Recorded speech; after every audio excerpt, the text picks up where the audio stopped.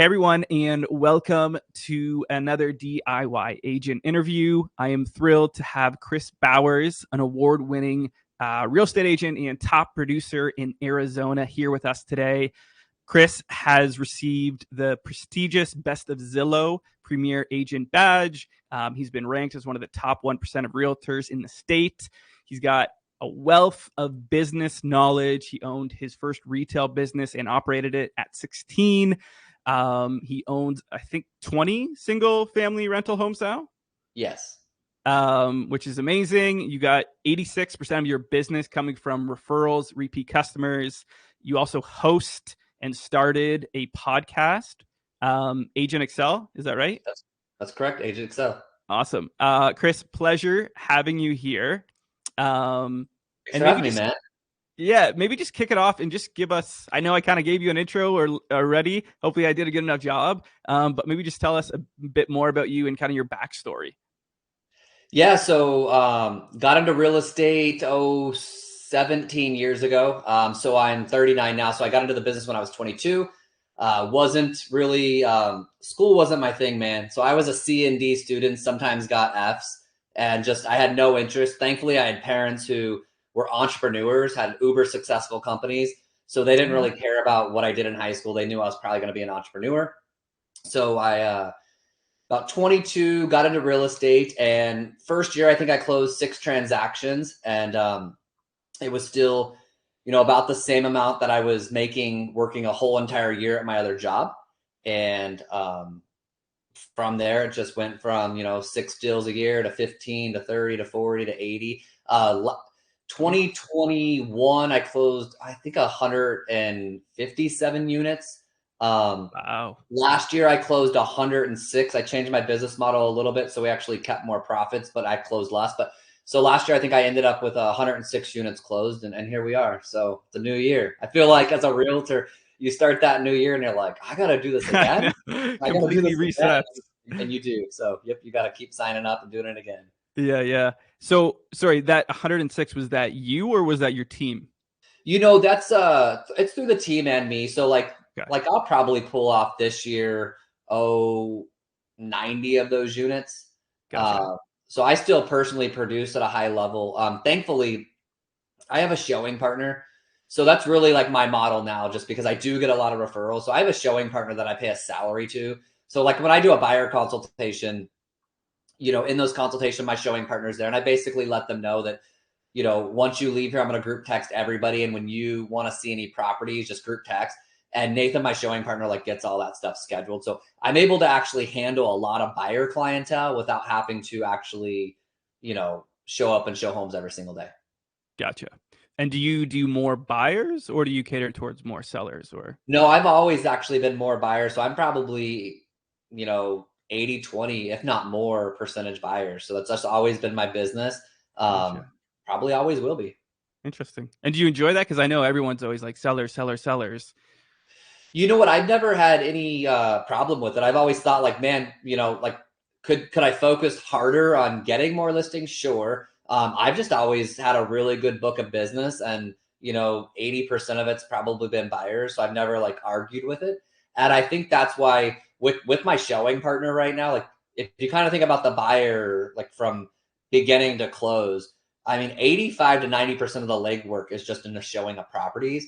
So, I mean, if you really think about it, like me getting a buyer doesn't take any more effort than a listing, just with how I have my business structured. And I probably structured it that way just so that I didn't feel like every single day I had to go out and show homes with the amount of buyers that I have.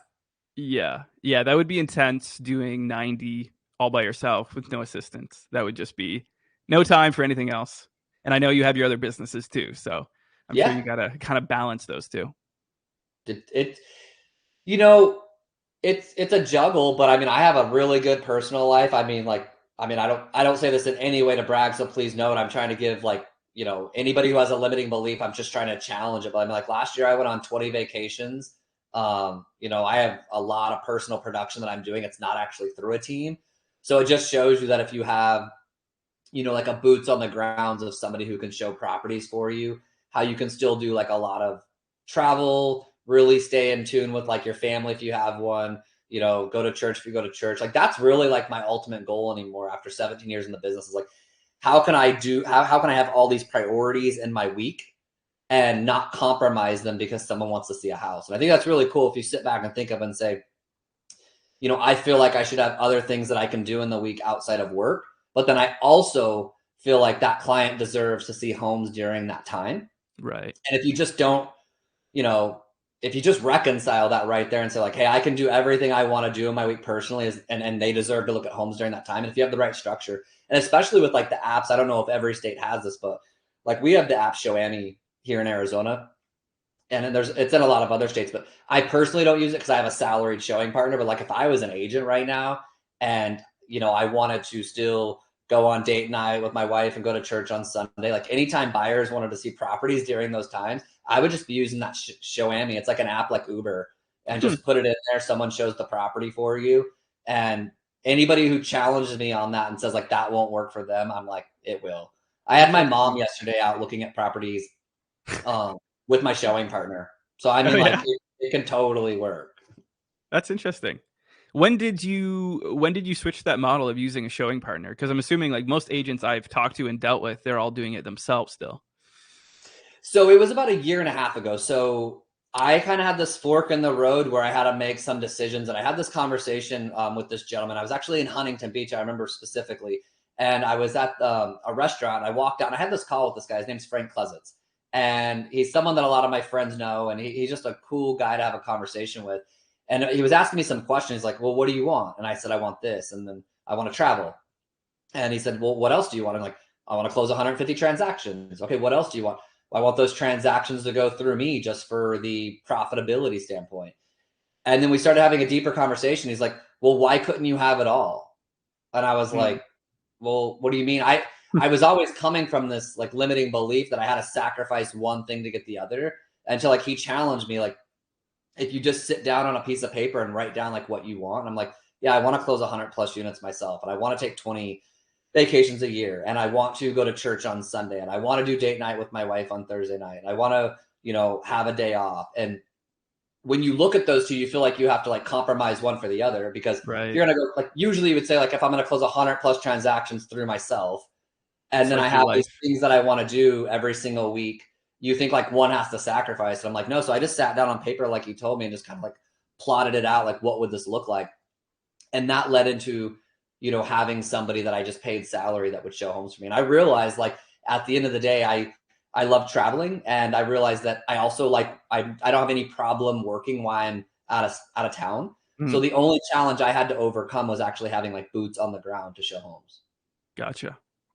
That's amazing. So that took a long, like a fairly decent time to realize that, right? Because you said that was. Yeah. So that was a year and a half ago. I've been selling real estate for 17 years now. So that was a year and a half ago. So 15 years in. But I did it different ways. I think it was from a profitability standpoint. Like I was more like, I was giving a lot of business away to like buyer's agents. So if we think of like the traditional teams and how people structure them, it's usually you get to like a certain level where you might be like, hey, like I want to like pass this buyer off to a buyer's agent on like a 50-50 split. My coach was challenging me at the time, because we're talking high level on a P&L. And he'd be like, hey, Bowers, like this is how much your cost of sell is to give away this many buyers on a 50-50 split. And like we looked at that column, I think it was like 700 G's the year we were talking about it. And I was like, okay, so he's like, that's 700 G's that you're giving away for buyer's agents to show your properties. What if for $32,000 a year, you could have an agent on salary, give them 10% at the closing through the title company? Could you keep 450 of that 700 on your end, but not take the work that you're trying to pass off? And I was willing to accept the challenge, and it's worked well. That's interesting. So do you have any team members now? Because I know you used to have those buyer agents, right? I do. So I still have 2 team members on my team, and they get, some like internet leads, which obviously your company provides, that service. So they still handle some of those leads and take those on. And then I also have leads that come into me through pay-per-click, and then just my natural referrals that I get. But yeah, I do have 2 team members on my team that get some leads. And then, but majority of the leads that come in like pay-per-click, those come directly to my office, and those go to my ISA that I now have. Gotcha.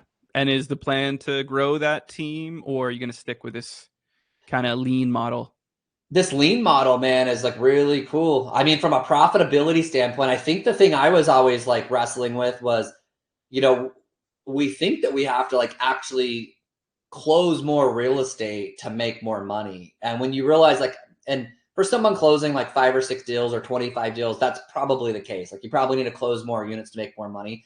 But when you're getting to a point where you're like breaking over 100 units, like your profitability could just be in like some of the minutia of like, how are we structuring the commission plans? Or like I brought on a showing partner, holding expenses like highly accountable. Like your profit could actually be in a lot of the expenses if you just restructure and you're willing to like talk to somebody about it. I feel like, because one of the biggest complaints that I hear too is from like these big teams is like babysitting or trying to get them to convert these leads that you're spending them on. And with your kind of model, you don't really have to deal with that as much. You really don't. So like when I first started the model, like the lead still came to me and then I was just like, okay, I'm going to be, the converter because I can be responsible to myself. I'm going to be the converter and pass it off to my showing partner basically. Then I realized just with my natural schedule that I wasn't consistent keeping up with like the internet leads per se. And so that's where, I talked to some people, that are much smarter than me in real estate and ask them like, well, what should I do? And they're like, you probably need to get the ISA. And even though it's a super hard role to probably hire for, I did pretty well out the gate, thank God. And so my ISA is the one who, when the lead comes through the door, she's the one for 4 hours a day she gets paid hourly. And for 4 hours a day, she calls those leads. That's her job. And then she passes the she sets up buyer consultations for me. And then when I have the buyer consultation via Zoom, I then pass it over to my showing partner. Is kind of how our little assembly line works. Is that ISA, is that someone local? It is, yeah. So she Okay. actually lives in Arizona where I'm at. Gotcha. Gotcha. Very cool. I do want to. So one thing too is a huge portion of your business is through referrals and repeat buyers. What do you attribute that to? Like, what are there specific things that you are doing to have such a high percentage of your business coming from there? Yeah, I've always been super intentional on that. So like I didn't start actually even doing pay-per-click until about 3.5 years ago, Yeah, maybe that's what I was four. gonna I say. think about 3.5 years ago. You would know better than me, but Yeah. um, it was because I'd gotten to a point where I was doing about 60, 70 referrals a year. And when I was looking at like, how do I scale the company to close more? I realized like, your referrals will only naturally grow as they grow. I mean, when I'm doing real estate for another 10 years, will I get 100 referrals, like 100 deals that close referral? I'm sure, just by the nature of organically growing my network and doing good service. But like at the time, 3 years ago, I was like, okay, if I'm going to be stopped at 60 units a year for my referral, which is a great book of business when you're not paying for leads, what do I do to scale this? And that was, I got Zillow and then I got pay-per-click at the same time. And that's what I decided to grow it. But how I get referrals is super methodical, always has been. So I'm so old school. So I teach a class that's basically build your network, build your net worth. And I have probably anywhere from 4 to 15 agents that come to it. I teach it about twice a month.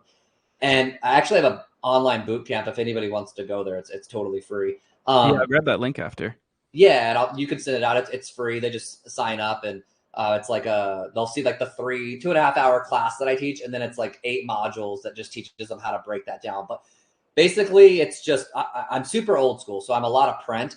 So my letters still go out every single year with magnets in it. Postcards go out on the 15th every single month. Starbucks gift cards go out, twice a year. Text messages go out almost every single quarter. So I do have a plan broken down. So it's kind of like I came from the Keller Williams model that was like the 33 touch is what we internally always called that. It was kind of hey, you've got to be able to keep in contact with your past clients and your network consistently for them to refer you business. So if somebody said, Chris, like, what do you do specifically? It's 2 emails that go out every single month just on like what's going on in the market. My assistant in my office, like I do the video, but she edits it and gets it out. And then so that goes out twice a month videos to everybody. Postcard goes out on the 15th. And that's like a just, like there's what we do and all the homes we've sold. And that goes out the 15th of every single month.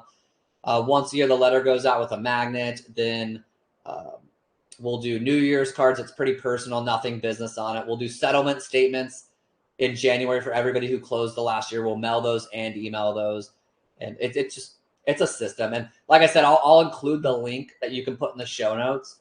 And if people just watch that 2.5 hour class, like it will break it down into more detail than you'd ever want. Because as I started teaching that class, I would have people follow up with me, which is cool. But it was always like, how do you get your logo? And how do you get the postcard done? And how do you get the magnets? And so like, I just made a little boot camp, and it's like, hey, just go there and it's going to teach you everything, all the way down to like who my print shop is and who I use to do my logo. And I've actually had an agent who went to my class and got my whole entire like almost business model up and running in about 10 days. That's amazing. It was just like everything. Like they actually like sent me over, like they took a picture of like the postcard they're sending out. And he just texted me the other day and was like, hey dude, I've gotten like 3 referrals in the last month by doing this. And I'm like, that's awesome, man. That's amazing. So all of that is shown in the bootcamp then? Like that complete system? Yeah, it's totally in there. So it's agentexcelbootcamp.com. And when you spell Excel, it's agent, the letter X, CEL. So agentexcelbootcamp.com. And if you go there, it's going to put in your username and password. It's free. And it's like a 2.5 hour class that's pretty detailed. And then it's a like 8-week boot camp, but you can sit there and just digest it all if you want. It's probably like 4 hours. That's amazing. I feel like the biggest thing in what you were saying there is consistency, right? Dude, it's methodical. Like it's like when I say like the 15th of the month, like it's the 15th of the month. Like postcards go out the 15th of the month. There's no exceptions in our office. Like those go out. It's New Year's. It's New Year's cards. It's a settlement statement. It's the letter. Like it's the same letter every single year. It's like, this is how you would refer us business, basically. And it's like, here's the 8 reasons you'd refer us business. Like if you hear a death in the family, divorce, downsizing, upsizing, relocating, like any of these words that you hear were your people. And then a magnet goes into that. I just went to a listing like probably 5 days ago and walked in, past client of mine. And I walked in and like right on their fridge was my magnet. And you're just like, I actually have texted that person probably for the last 4 years after I helped them buy the house and never get a text back from them. Never. Like I never really get a text back from them, but it was super cool to just see when I walked in. I'm like, hey, they never respond to my text messages on just saying hello. But I'm also like, they don't owe me a text back, right? Like they're super busy, have kids. Why would they? But it was nice to walk in and like see my magnet. I'm like, people really do keep these, and that's amazing. We get our listings and buyers. How long have you been doing this kind of system? I'm sure it's been refined over years. Since for like 16 years, and it actually hasn't changed really. I'm probably like 8. So probably 16 years I've been doing that. For probably like after the first year I started doing stuff like that, I added things into it probably for 8 or 9 years, but like for the last probably 5, 6, 7, like it's been pretty much, I mean, the same cadence of how we do stuff. Gotcha. But I think probably one of the important things to notice, and then you'll see this if you take the boot camp, but probably the most simplistic thing as I hear from people is they just don't know what to do with like their network, and they don't know like what they're supposed to do. So also I should know like home bots go out every single month, right? So that's another thing that's pretty leveraged where they're getting like the value of their home. But one thing that we're consistent is every quarter, there's 4 quarters a year, but every quarter we print off our CRM. Like I physically print off my CRM and I staple it. I divide out how many people are on those pages. These aren't internet leads. I'm talking like past clients, right? I print that off. I divide how many people are on that list by 60, because that's about how many business days are in a quarter. In the top left of that corner, I put a number. And then in the right corner, I'll put, what am I doing for these people? And so that sits on my desk. So when I come into my office every day, it's kind of like a highlighter game. So I just look, what's the number that I have to do? And then what am I doing? So like, for example, January 1st, printed it off. I think like it divided out to like 9 people a day, put that in the left corner. And then I put Happy New Year's text over in the right corner. And those are kind of, it can't take the whole quarter to get through, because nothing like, February 20th isn't really a cool date to say Happy New Year. So that's where like I just blitz people. So I'd come into the office and it took me like 5 days to get through all the Happy New Year's. And these aren't Happy New Year's. It's like, hey, Bob and Joanna, I just wanted to wish you a Happy New Year. I hope you have all the success this year, Chris Bowers. And like, I'm going through like individually, but then Next quarter, so I like literally got through everybody in the first week of January. So like that's done. Like they're touched that quarter personally by me via text. They'll still get the postcards that, every single month. They'll get the home bots, all the other stuff we're doing. But when the next quarter rolls around, I'll print that off again. Okay. And then I'll probably do like that time I'll probably do against Starbucks gift cards. So I'll go buy probably $2,000 or $3,000 worth of $10 Starbucks gift cards. And that'll say in the right corner of that list, it'll say handwrite Starbucks gift card. And I'll have note cards on my desk and I'll have gift cards on my desk. And I'll go through, and if it says 9 a day, I'll handwrite to people and just handwrite them a card, put a $10 Starbucks gift card. And by the end of the quarter, I've reached out again to the whole entire network. Wow. And then when the third quarter rolls around, it will probably just be a text message and not a happy new year, obviously, because this is now the third quarter. It'll probably just be like, hey, what's up? How you doing? How's the family? How's the house? Like just whoever I'm talking to, I'll just speak their language. But when people are always consistent, like, what do you say to these past clients? I'm like, I think you just like actually like ask them what's up. Like, how are you doing? How are your kids? How's the house? How'd the pool remodel go? You're just like naturally carrying on a conversation. If you just do it in your iPhone, you usually can just look back and you kind of see the conversations you've been having, and you just keep carrying it on. That's amazing. You're doing these all? Like you're sending them all out? You're just punching it in your phone? Yeah, so that's where I keep that stuff like super simplistic. Like these people all know my cell phone. So yeah, and I've had people that are like, hey, like, wouldn't it be easier if you use like a texting system and this and that? Like, I just don't ever I don't really ever try to think of like leverage when I'm like thinking relationships. I always just go super simple with relationships. And I'm like, if and some would ask me like, hey, well, doesn't that take a long time? And I'm like, yeah, but like if that's how you're getting all Right. your business, like that actually is my job now, is like doing that daily and having consultations with people. And then that, if you just consistently do it over time, like that's why I can have like a showing partner that I pay to like go show homes, because like my actual job now is doing that stuff with my network, having consultations with people. Nathan can go show the homes, and then when they like a house, I'll have that high level conversation again, which is actually how we're going to structure this offer. But yeah, I personally do that still on a consistent basis. I'd never even think like leveraging that task. Yeah, I feel like that's now an advantage because we're so into automating and finding the easiest route to send it to every referral, the same message, right? Just try to do it in an hour versus going old school and just Dude, creating a it's personal note. it's the old school approach. Like I still have like a copy of like, so for the Happy New Year's, like it was a templated text. Like it would say like, hey, and then like two names, right? Exclamation point. Hope you have a great 2023. Like, and then something else. Well, I would still like copy that into the next person's, but then I would just like I would delete certain things out. Like if it was one person, I'd take out the second name. I might just put on the very end something specific to them. So it was still like somewhat like Right. copy and paste. It would just be a Right. little bit personalized to them. But I mean, you're talking, I mean, if you have 300 or 400 people, I mean, just divide that by 7. I mean, we're sending out hundreds of texts a day to our friends, family, and clients. Like we can send out, 30 or 40 texts. For Like sure. I don't do this anymore because I just don't. But I used to on like Mother's Day, like text all the mothers Happy Mother's Day, and on Father's Day do the fathers. Yeah, And yeah, yeah. on Christmas, I've been known to like spend 2 hours just wish people like Merry Christmas.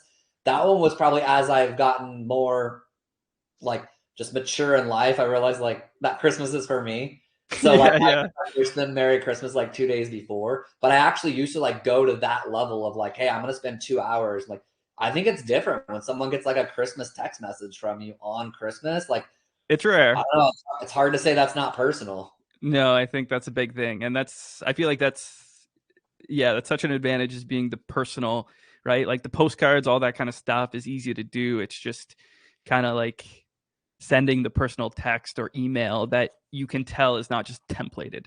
Yeah. Um, Yeah. And it's not templated because like I'll still, like I said, like whatever there like, I know all their lives just because we communicate. So like I'll put something personal there specifically, like, how's your mom doing? And like, is your sister feeling bad? I mean, like I'm actually genuinely like, these are my friends. I care about them. And that's where I think some can think that, I feel like when you're sending out that many texts a day, like I've had realtors like ask me these questions, like, doesn't that seem like it's like not genuine? mm, And I'm like, I don't come from that approach because, like, one, just because I text 20 people that day, they're like one's at work, one's at home, one's on vacation. Like, we feel like just because we text 40 people, it feels like you text like the same person 40 times. That's what you're trying to like feel like. But like everybody just got a text. And I've got clients that are out of state that have investment properties here. I'm texting. And like I said, someone's at work, someone's watching their kid, and they just get these texts that I think just are like, hey, like Bowers just text me. I'm gonna follow back up with them. Like Right. they're not in their head like we are in our head, thinking like, oh, I wonder if they know like we're texting 40 people today. And then next, like kudos to the person who has like a lot of friends and a lot of clients, and that's their problem, right? Like if you genuinely look at these people, like I love my clients, like I love my clients. And so like just because I have a lot of people that I love doesn't mean I can't be systematic about when their birthday is and me saying hello to them. I think that's actually should be applauded more, that someone can know a ton of people and Mhm. still like genuinely like know what's going on in their life and communicate with them. Yeah. Just because it's 40 texts a day or whatever it is, like I just look at it like, hey, these are all this is my tribe, these are my people. Like I want to say hello. Yeah, totally. I don't, and it's not so much the number. It's, I think it also kind of like what you mentioned too. It's like, what are your, like, how are you approaching it and what are your motives too, right? If you're just trying to close a deal as quickly as possible instead of trying to build a relationship, I think people see right through that. Like, I know people will send me stuff too because I'm friends with a lot of Facebook people, Mm-hmm. or a lot of realtors, sorry. And I get, like, it was my birthday on Monday, so I got a lot of messages and stuff. And some people sent me videos too, which is cool. But like some people would send like really templated stuff. They'd have like their logo in it, and I was like, I thought that was kind of cheesy. Yeah, no, I mean that's a challenge. That's why I'm very much like if email is going to someone, like it better be knowledge based to me. Like emails that go to my clients, like I want them to be informative. I'm cool with that. Um, but like if I'm texting people, it's usually going to be pretty specific because I'm like, no one loves that. I mean, we all get it. Like Valentine's Day, you get like 90 lenders that email you like, Happy Valentine's Day. And you're like, cool, Larry. Like, thank you for wishing me a Valentine's Day. Like, that did nothing for our relationship to build it. It Right. almost, I mean, it's not detrimental, but I'm like, it's definitely not helpful. I will never be the one to send out like a templated anything Yeah. outside of like, my marketing stuff that goes in their mailbox, sure. But like, Yeah, if it's that's physically different. for me, it's not templated. Yeah, yeah. I think that stuff's totally different. But I had another guy. So I had a couple people send me videos.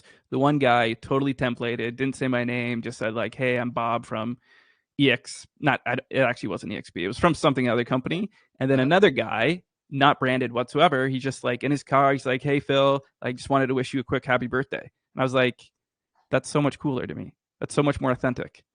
Yeah. Like when I did, like I text people happy birthday all the time. Like that's just my go-to. Like I don't even on Facebook do it because it's just lost and thousands of people doing it. So mine will always be a text to people if I was going to send them. And I don't do this anymore, but I'd have to say like if I went back 6 years, 7 years, I did birthday cards. Like I know that sounds old school, but like my approach still to this day, like if people ask me like I still teach classes on what I do and it's very old school. It's a lot of print.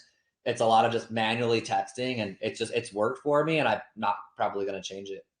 So I just take like new school approaches like pay per click. I mean, it's not new school, it's been around forever, but like I take other things and say like, hey, I'm going to do that to get more leads. And then when I close that transaction, I look at it like a funnel. Like I have like this past client database that just spits me out referrals, right? And then I look at like how do I get new leads in every day, and that's where you come into play. Like a lot of leads come in a day from your company, and then I'm going to close those transactions. And after I close them, and they see like I offer really good service, then they kind of go into the past client system, and then it's Right. all this stuff that I'm talking about. And we get that's probably like where the ROI is probably so hard of a conversation to have when people ask me pay per click. I just met with an agent who wants to learn pay per click, and I gave her your number. And as we were having the ROI conversation, I'm like, I can give you the ROI directly from like, this is what I pay and this is what I make. But I'm telling you, I'm like, but then when they refer me to somebody and then that person refers me to Yeah, I somebody, it's know. unlimited. So I'm like, I almost would focus like, does this make me money, even if it was a little? And the referrals from there on afterwards, like, is where all my profit's going to be made.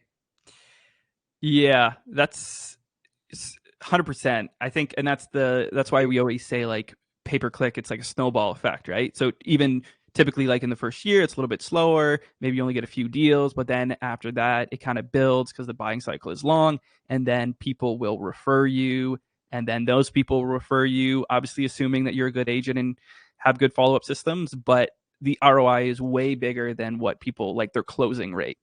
Dude, it's crazy. Like, and I think if we look at it like any other business, like I think like if I was watching Shark Tank, right? Like that's how I kind of look at things. And I look at like when I'm paying for like a customer acquisition cost, like when Right. I look at it like, hey, this is what it costs to acquire that customer.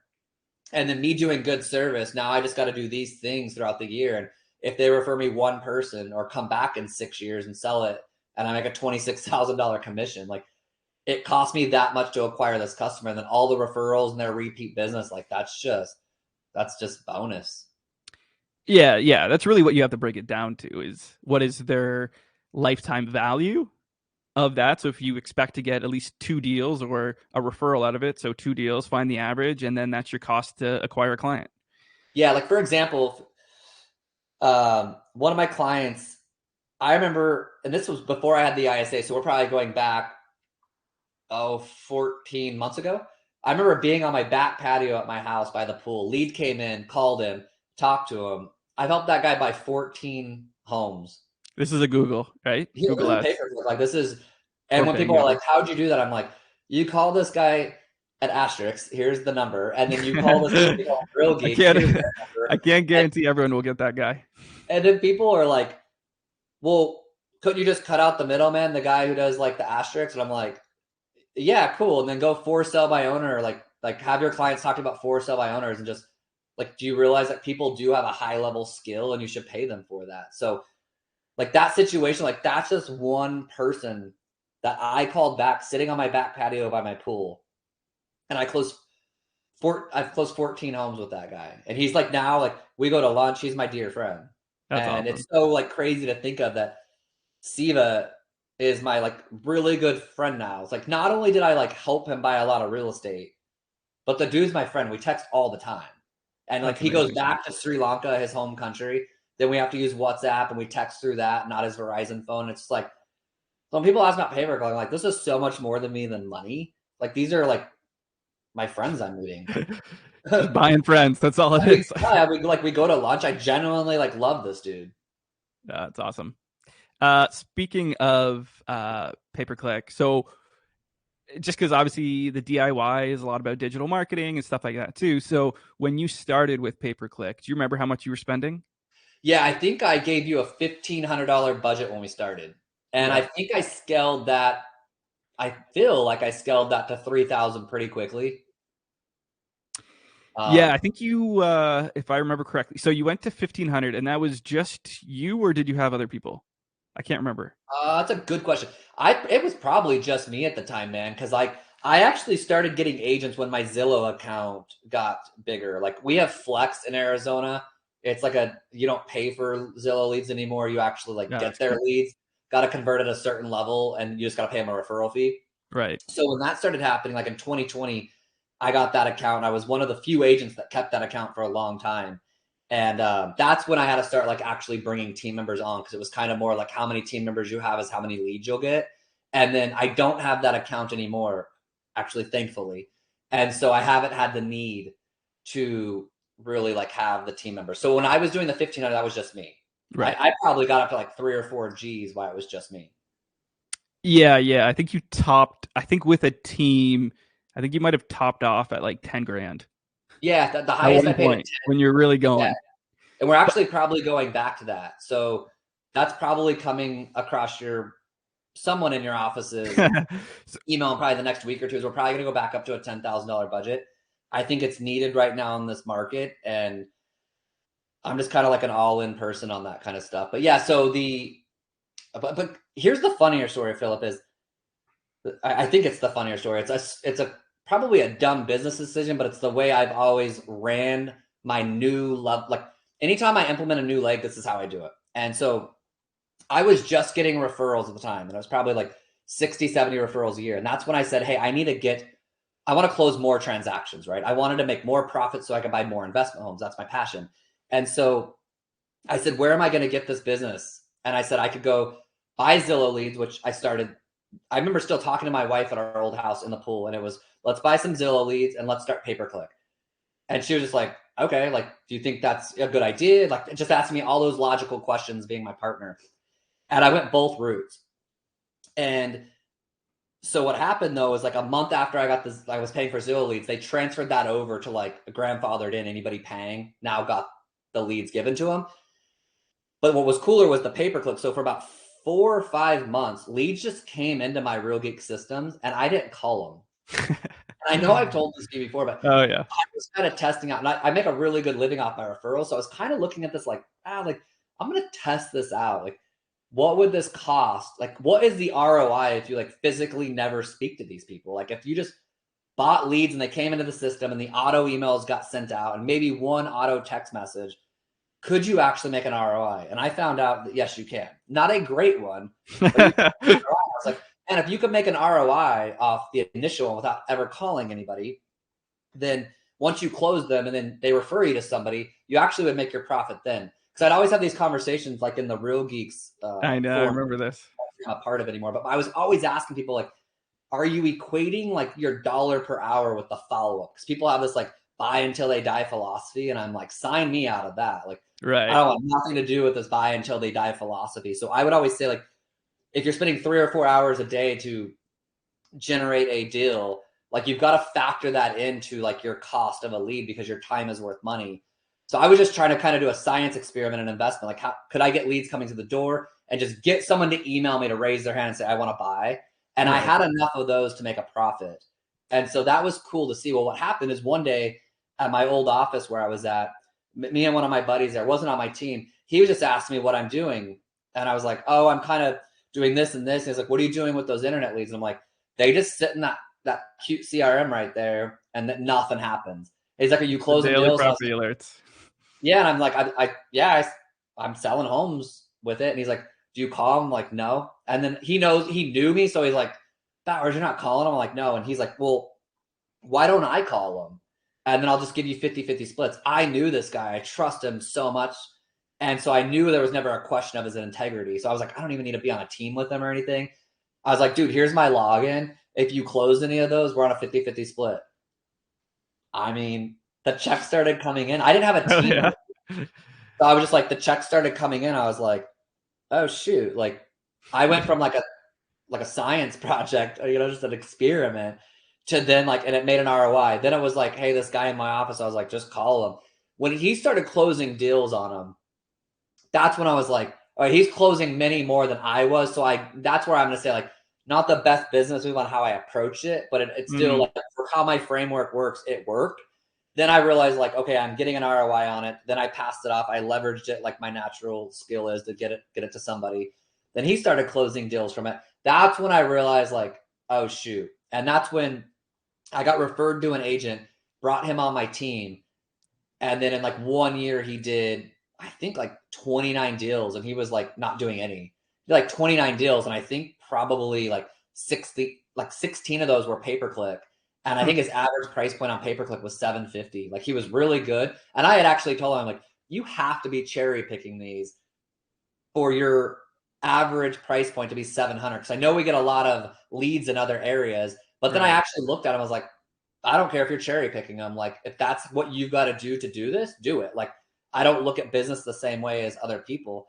And so when this guy in my office started converting them, that's when I went and I got an actual agent on my team and was like, all right, cool, let's do this. And that was it's really fun to talk about, just like going from this in the pool, like I'm gonna buy internet leads, to I make an ROI and never call these people, to oh, this guy's in my office, I'm like, yeah, log into my account, here's my username and password, I don't care, and I trusted him, to okay, that makes more money, to then having an agent that like now does it. And then fast forwarding now having the model where I have an ISA who calls those leads every day because I don't necessarily want to, and then just passes buyer consultations to me. So it's just really cool over 3.5 years how you can just scale this to just, but I think that's also like a mindset. Like, I'm also getting ready to start doing expireds, and I had somebody recently like, I mean, do you think you're going to be good at that? And I don't say this arrogantly, I just know like when I put myself to a task, it's just gonna work. And I don't know if Right. it's like I'm just going to make it work at all cost, but I'm just like it's gonna work. And I think I went into the pay per click with the same perspective of this just has to work because I knew I wanted to buy more rental properties. So it like, and I'm not the one that's like, hey, I want to buy this many rental properties in the next 10 years. I'm very much like, boom, how do we compound time? Like, I want this goal in the next 16 months. And if this is going to take someone 10 years, what would those actions be? And could I just compress them? And when I compress them, it looks like too much. But when it's too much, that just means there needs to be more people involved. Right. And it had to work. So, but I had such high goals of like what I wanted to do with investing that it had to. Yeah, it's one of those like goal setting theology or goal setting where it's like you aim so high that you force yourself to do extreme things. And even if you come up short, you're still way better off than setting a goal that's like attainable or somewhat Yeah. attainable. Not to say your other goal wouldn't be attainable, but it, No, it I think makes you you're do right. like much bigger actions.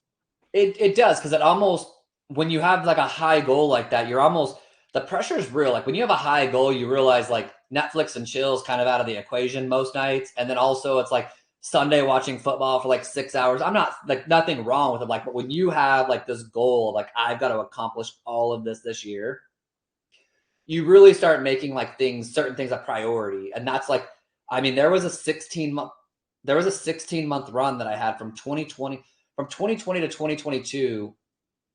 Like not only was like 160 units being closed, but there was also I bought 16 properties in like 16 months. Like I was buying out of state a Mm, property every 4 weeks. So like to keep up with the clientele and to keep up with buying out of state and just keeping up with the down payments that needed to buy those. Like I was just on like this mission and you were just a part of that mission. And I'm super thankful for that. Cause like without pay per click, it wouldn't have been as fun of a run. right. A little harder to scale. But when you were because if I'm remembering this correctly, so the guy that you brought on, his follow up, he only did one call, right? Or did Yeah. that change? So that was what he did. So it was like one call, move on. I've always been, and this is something that people like, don't train your agents if you don't want to train them on this. This is kind of like my philosophy is I don't create motivation, I find it. So like I think of like farming when people say like they're going to send postcards into a neighborhood. I'm like, how many are you sending? And they're like, oh, I'm sending 200, but I'm gonna send a lot more out to those 200. I'm like, but if 200, how many of those people are actually even going to sell? And if they sell, how many of those actually don't have an agent? Like your odds are Mm, just so low of winning. Like I just wouldn't go to Vegas and place a bet on that plan. right. But I would say if you went out and mailed out to 3,000 homes or 4,000 homes and didn't do it as much, that you might find somebody by casting the net wider that calls you and then you convert it. I went into the same I went into the pay per click with the same thing. Like, I don't want two leads to come through my door a day and have to have the same conversation with the same unmotivated person, trying to motivate them when they're really unmotivated, and trying to like, and then leaving on the office every day like, oh man, those two people didn't work. I would rather have 12, 15 leads come through the door and just find people who are motivated that say like, yeah, I Right. actually like 2 days ago, I had a lead that my ISA scheduled for me, made notes into my CRM, said, hey, he's coming to Arizona, possibly meeting up with a realtor while he's there. Call him. I called him, had a 30-minute conversation. And right there, like he's coming the 29th. I'll meet him when he's here. My showing partner will show him homes. Like that's a slam dunk right there. Like we didn't Right. have to, but I don't want to call the same unmotivated people for 19 more years and try to get them to buy a house. But I mean, good for your business on buying leads. So, but I guess not really because it's not really on. I'm just paying more for a budget, so it's not like it's in your pocket, right? It's So, true. I You can put mean, it in at the Google. end of the day, like it's not like you have any encouragement for like buying or adding more to your Adding budget. more to the budget. Well, we Yes, did like that worked for technically our me, new but that's model not has for everybody. Like some people have people on their team, and it's like call them every day, 3 times a day, blitz them, and if that works for you, cool. Like that's the that's thing. just not my model. Yeah, there's so many different ways to do it, right? You can do it your model. I think your model, I think it worked well though, is because like you have referral business, right? So it's not like you needed this. So it's not like you were looking at it every day and seeing like, oh, I'm spending $50 a day, I'm not getting anything. So you could just wait. True. And you were spending like a decent amount. So But just do you think that I mean, I'm gonna ask you, like the question is, I mean, that seems like even like I have a few people who over the last probably 3 weeks, I've had like 2 or 3 people call you and sign up with you. And I've told all of them, I'm like, I think you could probably play the game at a total of probably $1,500 minimum, just because there's like the website you got to rent and you got to pay Philip to like manage it. everything. So I'm like $1,000 budget, and then you got to have the other stuff. So probably $1,500 probably play the game, I would think. But I'm like, I dare you. Like, I dare you just to go out the gate with $3,000 or $4,000 and just place that bet on yourself that you're going to win. And I don't know. I bet you're going to look up and you're going to compound in time and close more deals. Unless I really genuinely still feel that. And I had one guy call you and set up his budget, and he's just starting out the gate with like a $4,000 budget. And I gave him so much props. I'm like, most people start off with $1,500. You went in like kind of like I did. I know I scaled mine pretty quickly, but it's just my process to, like I said, I need more leads to come through my door. I want to find motivation. I do not want to create it. Right. Like, I don't want to have the same conversation with the same person. I'm like, are you sure? Like, I don't have, like, we're not having conversations on interest rates going up or down. I'm just like, because I would sound salesy. Like, what if I tell them it's going to go down and it doesn't? Or I tell them do a 2-1 buy down and the interest rates go up and they can't do something. They can't refinance it. I don't ever want to live with the results of what I said. I'm more of like, hey, I'm really good at what I do. Do you want to buy or sell a house? Yeah. And I actually joke, I think it's relieving for them. I'm like, hey, I actually don't need you to buy or sell a house. Right. Like, I'm totally fine, but I'm really good at what I do. If you want to buy or sell one, I definitely want to help you. My operation's set up at a high level to give you good customer service. But if you don't want to buy or sell a house, I'm totally fine. Right. And I think just getting that pressure People off can them see that too, right? Yeah, like getting that pressure off them to know, like, I don't need you to buy one. Just like, if you do want to buy one, I would love to be the realtor that interviewed for the job, and that's it. Right. Yeah, I mean, just go back to your original point. We always say start more than less and try to, like, obviously you have to be comfortable with, you're not going to mortgage your house on it, but like go as much as you can, because like you said, you can find motivation a lot quicker. And it is like, it's a numbers game at the end of the day, right? And I know you're big into that too, and you were kind of like figuring out your conversion rate, and you had it down to like a science where you needed X number of leads in order to get a conversion.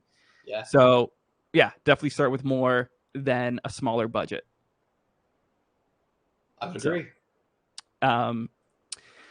But tell me about your podcast. So the Agent Excel podcast. So if you go into Spotify, Apple, probably anywhere, if you put an Agent Excel, and once again, it's Agent, the letter X, CEL. So if you put an Agent Excel or Chris Bowers, you'll find it. That one's fun. I interview agents and just ask them how they're building their business. That's fun. I actually kind of cherry pick people that I'm trying to learn from. So like, I'm having this guy on here. That's I think next week, like really good at YouTube. And I'm doing sometimes just selfishly, because I'm like, I would talk to this person anyways, trying to help build my company. So why not we just record it? And I've been more and more doing like solo shows. I'm starting to realize that that's probably more my path that I like to do. One, because I just rely on myself to show up and do the show. And then two, I just, as anyone can see here, like I naturally just can talk. And so it's fun. Like today I recorded a podcast on my showing partner model. And if you don't want to pay a salary, like we have that app here in Arizona, like just like an Uber or a Lyft called Show-Amy. And I just told them like all the ways that I would utilize this if I had to go back 6 years ago to not trade my health or family or anything else to make a profit. But yeah, my podcast is, it's just kind of a passion, man. I bought a microphone one day and started talking. Some people started listening, and it's fun. That's awesome. It's been going on for a few months now, right? I think almost a year, man. Oh yeah. Yeah, you were one of the guests on there. If anybody wants to listen to how to get their pay-per-click started, but yeah, I think it's been almost a year. That's awesome. It's got a good following now. So I mean, I think it's fun for agents to reach out and say that. Like, I actually, what's crazy, dude, is I have clients that'll text me and be like, "That was a good show." I'm like, "Why are you?" Why are you? Like, I have two specifically that text me all the time, and one's like, "Oh, I just listened to this show on my run today." And I was like, that is super interesting that you would care. Yeah, yeah. But I think they're just proud of you. I mean, I guess if you do any on like real estate investing, that might be interesting for anybody. Yeah. Yeah. Um, These are like how to build a real estate company. So I think it could be pretty dry if you're not in real yeah, estate, yeah. but I don't get to choose what they listen to. So, when did you start? Like, so you've got like when did it start gaining some traction? Do you know what?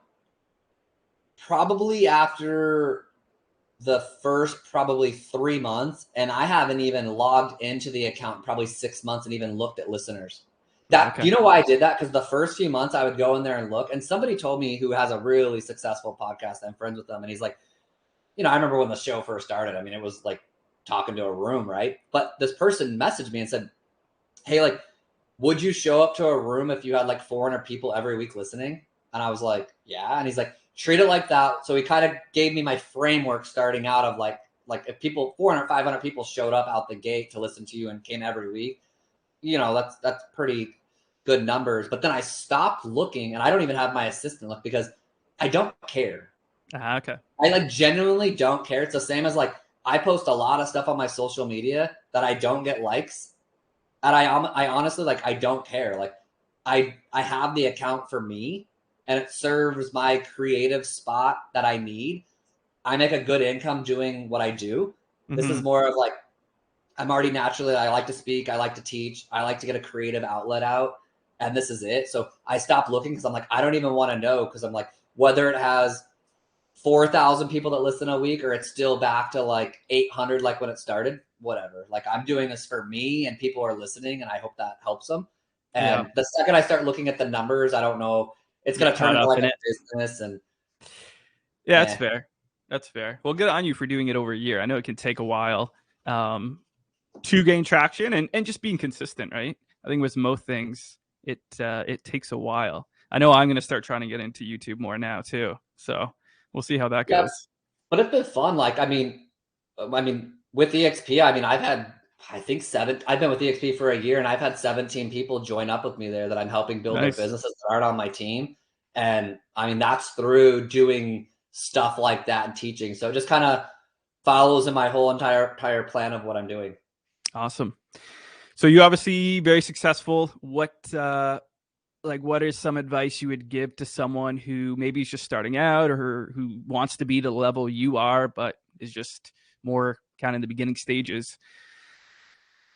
Yeah, I think what I would recommend is this has been my thing is there's goal setting, and then there's daily activities. And I think where a lot of people go wrong is, and this is my opinion, is they make a goal, right? So they sit down and they write down like, hey, I want to close 30 homes this year, 24 homes, whatever. They kind of write down that goal. And what's interesting about our body and our brain is we can write down a goal in that hour while we're planning, and it feels good. You almost feel Mm. like you accomplished it, and you're just like, dang, like that's a like, but that Yeah. doesn't do anything for like the pocketbook. But it does, like when you're drinking coffee and you're sitting down and you're making your plans for the year. It feels good to write it down, almost as if like it was done. Yeah. Yeah. You feel And what motivated. I would recommend to people is like when you write down a goal, like let's just say it was I'm going to close 24 homes this year. I think it's like instead of goal setting, like write that down, but then go the next layer of that and say like what would I have to do on a weekly basis or a daily basis, and then start putting that in your calendar and be like, if it's open houses, and like already start plotting those out, even if you don't know the houses yet, just like go put 52 open houses on the days that you can around your kids schedule, your life schedule and your vacation schedules. Get them in the calendar so you know, and just put the houses in when they get there. And if you can't do one on those weeks, fine, that's all good. If it's, hey, I got to call pay-per-click leads for 1 hour a day, like get that in your calendar. And so I think like a lot of people, they sit down and they goal plan and they get excited about it, but they don't go to the next layer. It would be the same as if it was like, hey, I'm going to lose 15 pounds. And you sit there and you're like, that feels good. But then you're like, okay, like this is what I'm going to have to eat tomorrow. And then if I eat that tomorrow, I'm probably going to consistently have to always eat like that. And I'm going to have to go to the gym. So, I'm going to put that in from 6 to 7 because that's when I can go. But like, that's where people will be like, oh, I'm not going to do that. And I'm like, and Mm. that's probably where you went wrong is if you can't even sit down and methodically put it in the calendar. Like that's the easy part, is having the goal and then just putting it in the calendar. But like if you couldn't go from like the goal exciting you to putting out what you need to do on a daily and weekly basis to accomplish it, I mean, I'm pretty darn sure that you're not just going to, like, if that was hard to put in your calendar, I doubt when you get into that week on week 42 of the year that you're actually going to be doing what you wrote down on your goal. Right. So I say, like, make the goal, break down what you'd have to do, actually get it in your calendar. And then my buddy said last week, we were in a mastermind, and he said, there's those that know how to put things in the calendar, but I recommend that you also have to learn how to follow your calendar. And I mean, I'll raise my hand first on that one. Is I was like, that is true. It's make a goal, put everything in your calendar, and then follow that calendar, and be willing to look at that and say, do I really think that I'm actually going to do that with the life that I have? With already all the priorities that you have, do I think that I can do that? And if you can't while you're sitting in your backyard by your pool, if you can't see that happening in the most easiest of moments, when the days start coming, it's definitely not going to get accomplished. So to answer that very directly, I think that if I had to tell anybody what to do, it's make goal, write stuff in your calendar, and then just wake up and actually honor those commitments with yourself and do them. But much easier said than done, my friend. Oh, it is for sure. And I want to take that one further. So if you were starting over, what's that one action you would put in your calendar? I would probably lean towards, like, if someone tells me, like, hey, I don't have a lot of money to spend, I'm like, there are a lot of open houses that can be going down. Like, Okay. I built a pretty good book of business on open houses, and people want to say, like, I had an open house and no one came through. And I'm like, but I don't meet a lot of people who said I had 52 open houses this year and didn't close like 12 transactions. Gotcha. Right. So it's, Right. it's something, once again, it's scale. It's, if you do an open house every 3 weeks, it's only so many a year, probably not great. But if you do 2 a week and do that all year and you made $180,000 doing it, that's a pretty good book of business. I'd probably recommend for the people who don't have, or said, I don't have a lot of funds, open houses. I think now with homes sitting on the market longer, they're much easier to do. Mm-hmm. And I would say up your budget to a higher. If you're a $1,500 person and you're making an ROI, I challenge you just to go to that like 3 or 4,000. Just test it for 1 month. You're not signing any year commitments. Test it out for a month, see what you can accomplish, place the bet on yourself, and yeah, I think that's probably what I would say. Awesome. Just to go back to your little about the calendar thing, Yeah. like the consistently thing. So I'm one of those persons too. I would put in my calendar. I would never do it. I actually found this app, Habit Share. I don't know if you've heard of it before, but it's kind of it's similar. If you're going to do things consistently, but it tracks your progress, super easy to do. But then it really helps build momentum because you can see it like every day. It records your progress. It's free to use, but a really good app. Yeah, so I use streaks, man. So like you can see right here, if you can see my Okay. screen. So I've got like, these are the priorities. Like I got a lot of things to do in the day, but like these are the ones where I'm like, if I just do these consistently, my life is sure better. It's read my Bible, work out, journal and review goals, eat clean, new money, and my night routine.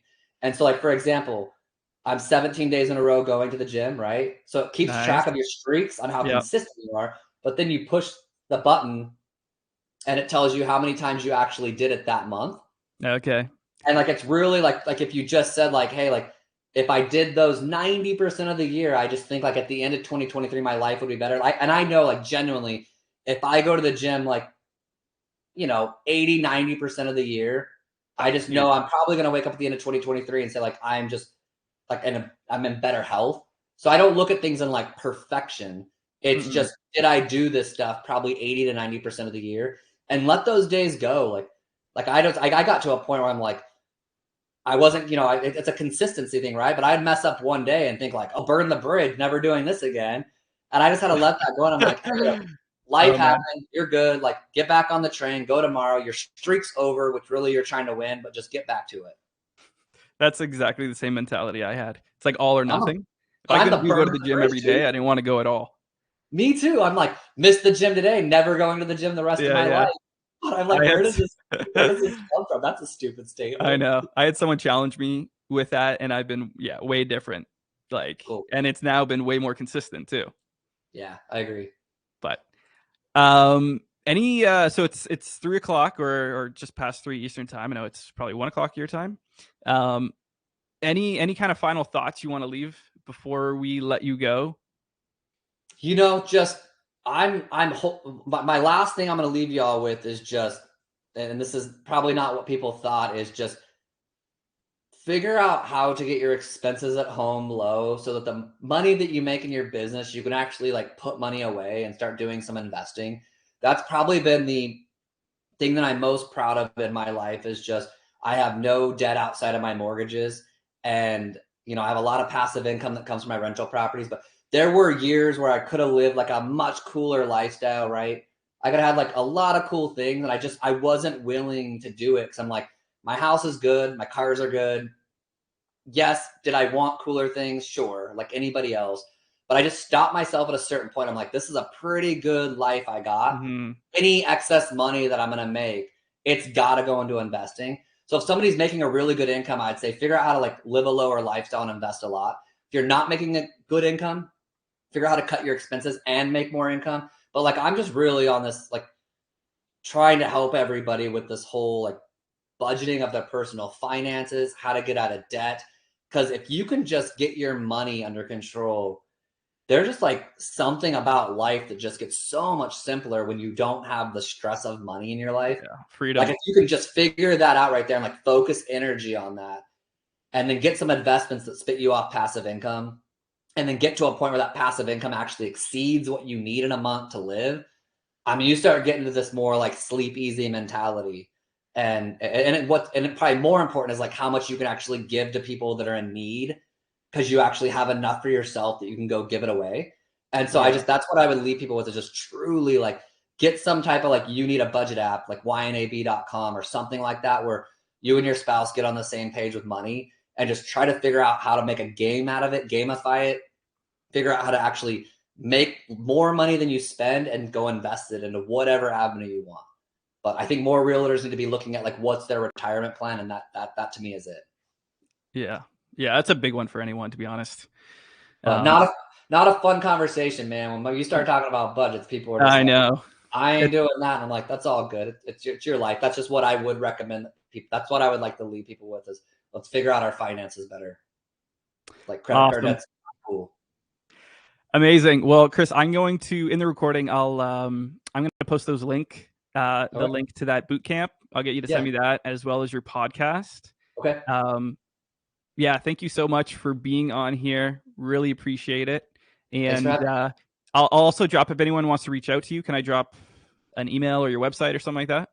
Yeah, you can just drop my email. That's probably the best way to get a hold of me. Perfect. Awesome. Thank you so much, Chris. Right on, man. Have a good day. Talk to you later.